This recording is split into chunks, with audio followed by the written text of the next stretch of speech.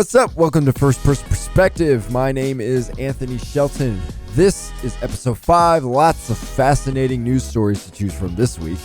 I'll probably have some carryover for next week because there was so much stuff this week. It's also really hot in this room, so you're probably going to see some glistening on this forehead as the show goes on. But today, I'm going to talk about how Nintendo should move forward with a new Star Fox and why Ghost of Tsushima Director's Cut $30 is fair for the PlayStation 5. But first, here's my big topic. PlayStation and indies should divorce. Indie publishers are fed up with PlayStation. This is exemplified by Ian Gardner, who is the co-founder of Neon Doctrine. Never heard of them before. Never heard of Ian Gardner before. And no disrespect to him. I've just never heard of him. But he started a Twitter thread lamenting Platform X. And Platform X, if you read through the Twitter thread, was clearly PlayStation. And the biggest gripe is it's too hard to get noticed on the platform. So the promotion process isn't transparent. If Sony doesn't like your game, they don't pay any attention to you. Wish lists have no effect on getting found. You have to navigate a terrible back end, which just makes life harder. And this one's interesting. You can't have your own discounts. So if you have a game and you wanted to put it on sale, you have to get an invite from Sony to put your game up for sale, like on a sale, 10% off, whatever. And then those invites are very limited, and then they're usually given to the AAA games. So why does this matter to you? You're the person who just plays the games, you buy the games. What does this matter to you? You want to play these indie games. You might have to pay full price while other platforms get those discounts if those indie games end up showing up on PlayStation at all in the first place because of these issues. And so if you are a person who owns PlayStation exclusively, you don't have a Switch, you don't do Microsoft, you don't mess with PC, and then you like indie games as well, if it's hard to get games on PlayStation Store, or if it's hard to have these sales, if it's hard to find these games, well, then that's less games for you to play on. And so you want this relationship between indie developers and PlayStation to be mended so that you can play more games, have more fun. That's what you want. We'll get into that a little bit more. There's been a conversation, though, surrounding this conversation, the greater conversation, based around the fact that if Sony doesn't like your game, they don't pay attention to you. Now, a lot of people are like, well, of course, it's their ecosystem. They get to promote what they want in order to make the money that they want. It's a business. And yes, what is PlayStation to Sony? PlayStation is one of the carrying forces for Sony. In 2019, PlayStation made up 24% of Sony's profits. 24%. That's a lot. If PlayStation starts lagging in profits, Sony struggles. If Xbox fails for Microsoft, that sucks. It's not a huge letdown. In 2019, Xbox made up about 9% of Microsoft's profits. If that failed, okay, it would suck. No, not a big deal. If the mobile business for Nintendo failed, not too bad. Nintendo only has to answer to themselves. They weathered the storm of the GameCube. They weathered the storm of the Wii U. Look at them now. They're fine. They can afford to take those kind of risks for whatever reason. If PlayStation fails, not only does it hurt PlayStation, it hurts Sony, because not all of Sony is doing fantastic, and that's a big problem. So Sony has to eke out all the profits that they can, and the profits aren't in indies. The profits are in AAA. So when you hear the indie devs talking about, hey, they don't pay attention to us, it sounds like they're really complaining about something that's super obvious to us. Well, of course not. They're working on what makes them money. But it gets a little tricky. Well, Anthony, what about Rocket League? What about Journey? What about Fall Guys? Okay, well, Journey was in the PlayStation 3 era, where Sony hadn't quite hit their stride yet, they could take more risks. They were coming off of a botched beginning for the PlayStation 3, I guess, to put it lightly. Releasing the console at $600 was probably the right move for their business, not the right move to the consumer, though. And so how do you get people back in? You got to get as many people back in as possible. Everybody was on the 360 train for a while. Let's support indies. Now, Xbox was also supporting indies at the time. But PlayStation was looking at these really big indies. Journey was one of them. It was a beautiful game. It was a good game. Played it for a little bit. But that was early in the PlayStation 3 era. Now we look at Rocket League and Fall Guys. Those are more games as a service. Something Sony has been reluctant to invest in, if you haven't noticed. Most of the PlayStation exclusive games are linear story-based games. Most of them. You got Horizon Forbidden Dawn. Or am I... Zero Dawn. I'm confusing both things. I keep wanting to say Forbidden West all the time now since I know that game is coming. It's like Zero Dawn, whatever. It's Forbidden West. Zero Dawn is, more open world. Rocket League, games as a service. Fall Guys, games as a service. This keeps people coming back into the PlayStation Store and buying and investing in the PlayStation platform. That helps Sony. Well, what about Housemarque? Well, they didn't become valuable until they showed that they could do a AAA game. You think if they would have kept doing stuff like Resogun, they would have got picked up? No. But clearly, they can make a AAA game? All right, let's scoop them up. We don't want anybody else to have this. Kena Bridge of Spirits, I think, is an interesting one right now. It's a certain kind of indie, though. A lot of developers have talked about what PlayStation likes. And PlayStation likes to focus on games that have fantastic graphics. I don't really think I need to give examples of how this works out. I think you can clearly see that.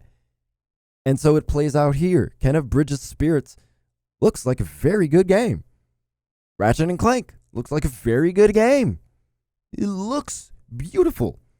Don't know what the gameplay is like, and I'm sure it's actually going to be good. I want to play that game really bad. That's one of the games I want to play. But it's a beautiful game. And for Sony, graphics are like sex. That's what sells.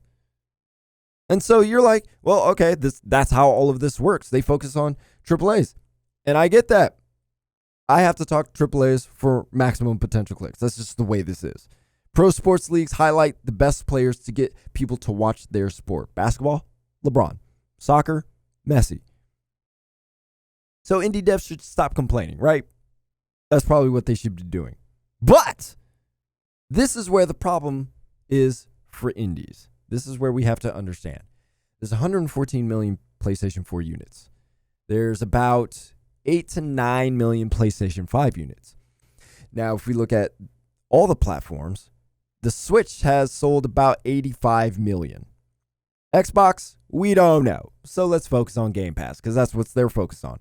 About April 2021, the last report I could find, sold about 23 million subscriptions. Total audience combined. We can get into the minutia of, multiple consoles in a household and, 2 people playing, all that stuff. Let's just work with the numbers we got. That's about an audience of 230 million. You subtract the PlayStation audience from them. That's 108 million. That's a huge drop-off. 108 million is a lot of people. That's still a huge drop-off. And so to the indie developers, you can't not be on PlayStation. It'd be stupid business to not be on PlayStation. The problem is, and what they're talking about, is that being on PlayStation is useless because Sony makes it useless to be on the platform because they don't do anything for them unless they truly, deeply want to. And even then, it's very particular of who they would want. So why be on the platform? That's what they're talking about. And so we're at the point, should indie devs even be on PlayStation? No, they shouldn't. Indie devs should not be on PlayStation. Yes, they feel like they have to because it's good business. But at the end of the day, it's not working. Here's the reality. PlayStation doesn't need indies. People don't buy PlayStation to play indies. That's not how this works for PlayStation. Now, Nintendo doesn't need indies either. But the flip side is people do buy Switches to play indies. Microsoft does need indies because they need variety for Game Pass. If it was just filled with AAA, Game Pass actually wouldn't sell as much.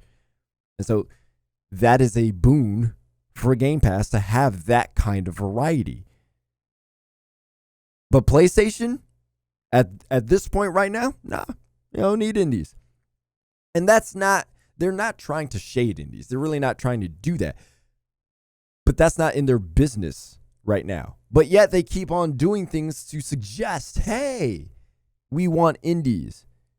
And so in any bad relationship, whether it's a business relationship, a friendship, a marriage, whatever, if it's bad, you got to let it go. It's no point to work on yourself and then your significant other is not working on themselves. Well, Sony invested $10 million to help indies during the pandemic. Great. That's fantastic. Why doesn't Sony help them make more money? If a indie game is doing well and selling a lot on their platform, why don't they boost it and help snowball those sales? That gets more people into the Sony ecosystem, selling on, getting into the store, searching through the tiles and all that, seeing the different stuff while they get to what they want. I don't know why that's so difficult for Sony, but that's not what they want. And so that's like your significant other who placates you. Oh, they did this nice thing this one time, but they're not really changing. And so at this point, the relationship has become toxic between PlayStation and indie devs. And so at this point, it's best if indie devs stop trying to make it work because Sony isn't interested in making it work. And for you, if you are an exclusive PlayStation owner and you like indie games, yes, there's indie games on the platform. Yes, you can search them up. The average person isn't going to do that. You yourself, you love indies, you're going to look for them. The average person, they're going to stumble across indies. They're going to stumble across a game that looks interesting. Sony isn't making that possible. And so if you're that person who stumbles across indies, well, you might want to get Game Pass. You might want to get a Nintendo Switch. You might want to invest in a PC because that's where the indies thrive. That's where they get the business. And for those who invest in PlayStation, maybe indies won't last that much longer because Sony does not seem interested in investing in indies. All the money's in AAA. That's where they're going to get their profits. And that's where they're going to focus their attention. All right, second topic. I feel like I need a sweat meter. Show how much sweat I've produced in this in this episode so far. So we all know Nintendo's notorious for not releasing new games and franchises because they don't offer something new. So when the original Star Fox developer says he'd like to make a sequel that is more like the originals, yeah, it's probably not going to happen. But is there anything offhand you would think you would do differently for a sequel that Nintendo hasn't?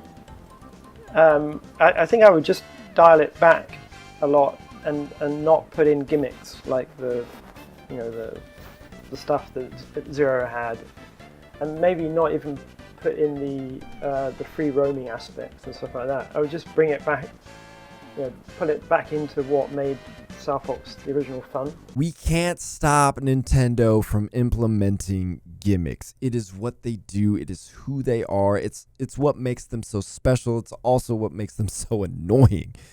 It's why we get one Mario game. I'm talking about a full 3D platforming Mario game per console.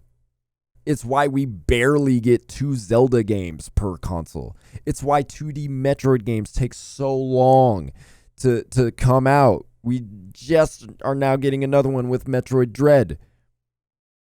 And so, this is why we're not getting a Star Fox. But the interesting thing about Star Fox is there is a gimmick Nintendo can use that is different from previous Star Foxes.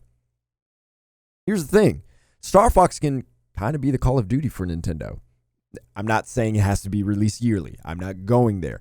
But if you look at what Call of Duty has been over the last, 7 to 10 years, there's been iteration, but it's largely felt like Call of Duty. Yes, there's been Advanced Warfare, there's been Black Ops 4, those different games, and you could look at the franchises within Call of Duty, Modern Warfare, Black Ops, and those have very varying degrees of differences, but it's still essentially, it feels like Call of Duty, runs like Call of Duty, shoots like Call of Duty. All of it is Call of Duty. Star Fox can be that.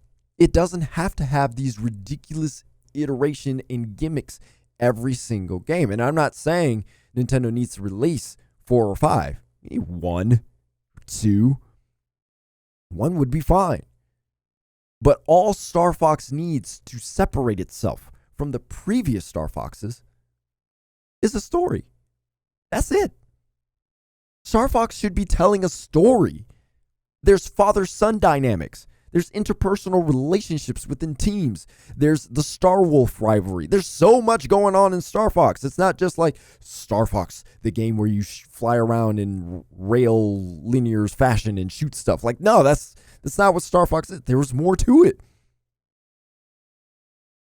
And they played around with different stuff.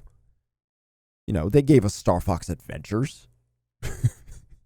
Which, when we envisioned Star Fox, Fox McCloud, being on foot in his own adventure, Star Fox Adventures was not quite the game we envisioned. It didn't turn out very well. And so, if you look at a game like that, if you look at some of the other games, and if Nintendo is basing future success of Star Fox based on games like Star Fox Adventures, that's a mistake. If Nintendo can't think of a gimmick for Star Fox, if they can't think of something to separate it that makes it different from something like Star Fox 64 or Star Fox on the DS, I forget what that one was called, and then the Star Fox for the Wii U. All right, cool. Then just release Star Fox and Star Fox 64 as a remaster. I'd be down for that. Yes, it's been released on Virtual Console.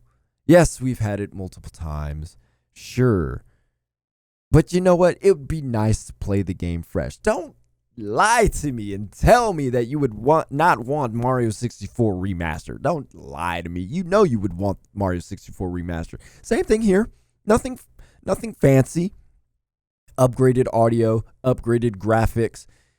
I wish you could, I guess re-record the voice acting, but that wouldn't work out too well. Adapt multiple control schemes to fit with the Joy-Cons and the Switch and all that, and then try to make it work for 1080p 60. I'd buy that. Would you not buy that? I feel like that would sell at least 4 million.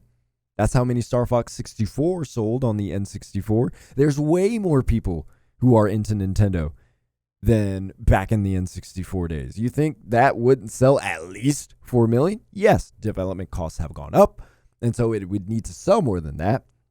But I'm pretty sure it would sell 4 million. There's 4 million people who bought that. And then you got the people who didn't even play Star Fox 64 in the first place, or the original Star Fox. I didn't play the original Star Fox until much later in life. Until after I played Star Fox 64. It is Star Fox 64 that got me into it. And so the same thing could happen with this. You put out the remaster, more people can get into Star Fox. I feel like that would work. And if Nintendo's not good with that, okay, too expensive to develop, put out, they're not confident enough people would buy it, fine, fair. If Nintendo doesn't want to do that, here's another idea. Release a cheaper Star Fox game. If Nintendo doesn't think Star Fox is a $60 franchise, then don't make it a $60 franchise. I don't know why developers and publishers have this idea, especially for the big publishers. What we sell must be $60. I don't scale stuff back a little bit, sell it for cheaper. Like, I get Nintendo may not want to put development resources towards that. That would be unfortunate, but just make it cheaper. That's all you got to do. Cheaper graphics. It ain't got to look like all crazy. It doesn't have to look polygonal like Star Fox 64. It could look smooth. It could look nice. But it doesn't have to knock our socks off in that way. Add a story. Add some cutscenes. They don't even have to have, FMV cutscenes or anything like that. It doesn't even need cutscenes at all, actually. It could have like those voice cutscenes. Those little talk boxes were enough. Have fun levels to fly in, fun stuff to shoot, take us to different galaxies. Make Star Fox an intergalactic drama. It's got the foundation for it. That's all Nintendo needs. A cheaper version. I think we'd be satisfied with that. I don't think we're asking for like this crazy $60 game. We're asking for something new, something fresh. But in the same way as Call of Duty, something new, something fresh. But it's still that familiar gameplay that sold us back in Star Fox and Star Fox 64. And for a lot of people, Star Fox Assault, which I think would be the closest, next best game to Star Fox 64. That's all we're looking for. We're not looking for something crazy. Nintendo doesn't really do the story thing much, and this would be an opportunity for them to invest in a franchise that would benefit from a good story. Metroid is another franchise that has a good story. It's not super interwoven into the game as, The Last of Us or something like that, but it's got a lore that's deep. Star Fox doesn't have a lore that's as deep as Metroid, but it's got the potential to develop a lore that's as deep as Metroid. And they don't have to do it on a big budget. But a business that doesn't want to give the people what they want in some capacity is a strange business to me. And I just don't know why Nintendo won't do something like this. Sony announced the Ghost of Tsushima's director's cut, and people are not happy about having to pay for the PlayStation 5 version. They're okay with paying for the extra content. It's $20 overall, but it's an extra $10 if you upgrade to the PlayStation 5 version. And they are not happy with what you get from the PlayStation 5 version. So what do you get from the PlayStation 5 upgrade? Dynamic 4K resolution targeting 60 frames per second. That's the way Sucker Punch put it. Haptic feedback, adaptive triggers, Japanese lip sync. Do you think the people who added these features for the PlayStation 5, whoever worked on it, do you think they shouldn't be paid? Do you consider this the equivalent of getting a nail in your tire, taking it to Discount Tires, and then replacing it for free? If you had the PlayStation version of this game, straight up, no additions, anything like that, no upgrades of any kind, and then a team of devs decided to include these additions to your copy of the game, would you not pay them for their work? If a plumber came to your house to fix a leak, and it turned out the leak was just, we just got to tighten this pipe up a little bit, would you not pay them for their work? They at least had to drive there. They worked on these things. They added new additions for a brand new console that has all these cool features, haptic feedback, adaptive triggers. Don't you want that stuff?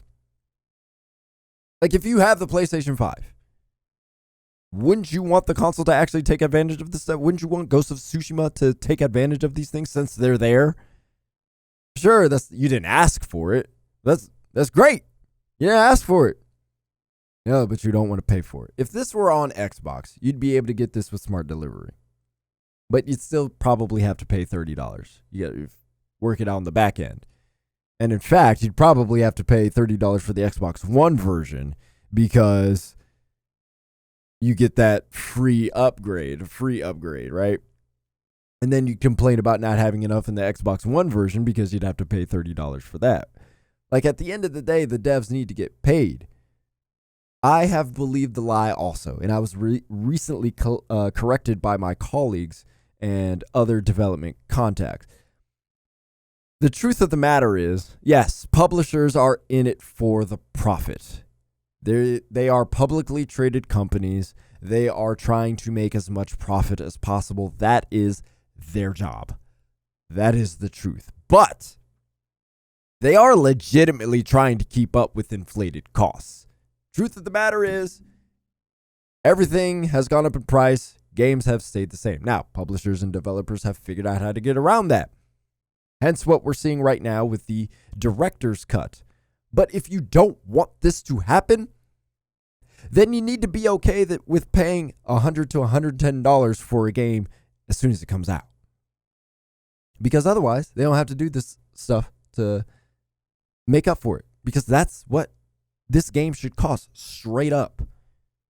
If you didn't own Ghost of Tsushima and you bought Ghost of Tsushima for the first time with this director's cut, it should probably cost $110.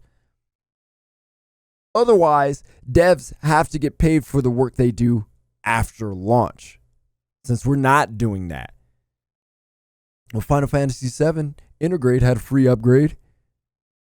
It was a resolution enhancement. That's already in line with what Sony and Microsoft have been doing. If you want the resolution enhancement, most of the time you get the upgrade. Other publishers have done, you have a limited time to get the upgrade. But most people, if it's just a resolution enhancement, you get it for free. That's probably the equivalent to your internet technician increasing your internet speed. Like, it doesn't really take that much.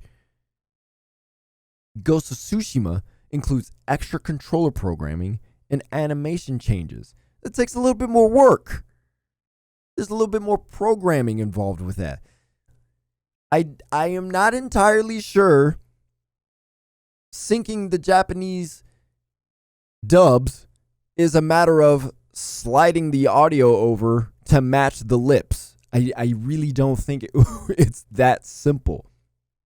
It looks like, based on what I've said, I haven't played Ghost of Tsushima, so I looked up what these dubs look like on YouTube, and it looks like there's actually some motion missing out of the lips. And in comparison to what they showed, at least in that short little snippet, there's a little bit more lip motion going on, which means they had to go back in and at least reanimate, maybe not have to re-rig, but reanimate those lips. That's a lot of lips to reanimate. So if that had to do that, yeah, they should get paid for that. Well, who says the money's going to go to the developers? You know what? You're right. We don't know. We don't know. But at least cover the cost of development. Start there. Devs should get paid. I think it's okay to say that. And in this case, they're adding more features for the PlayStation 5. It's $10. It's a little less expensive than a movie ticket, and it was probably more work. I'm talking about in totality to get all of this together. They're probably undercharging for the PlayStation 5 upgrades, honestly. Like, if we're really thinking about it, the games are so under what they should be costing. You look at this, $10 for all this? That's a lot of features over the course of a very long game to add, plus some. Pay the $10. It's not the end of the world. All right, that will do it for today's episode. I appreciate you dropping in, listening, watching, however you consumed this video. If you enjoyed it, you know what to do. It's YouTube. You've been using it forever. Yes, tap the thumbs up button. Also, subscribe so you can keep going. You know, bell icon, all that. I feel old when I talk about YouTube. I really do. I feel like it's like, is this nonsense archaic at this point? Anyway, there's a bell icon, notifications, so you can get those as well. We have lots of gameplay on this channel. We upload gameplay daily, and it's raw. No commentary if you're into that. Just pure gameplay. all the newest games, big, small, whatever. We got it. So if you're interested in a game, subscribe to make sure you don't miss out on something that you're interested in so you can get a look at it before you buy it. We have reviews on our website, but sometimes you just need to just see it raw. We got that for you. So appreciate you listening. Talk to you next week, and I'll talk to you later.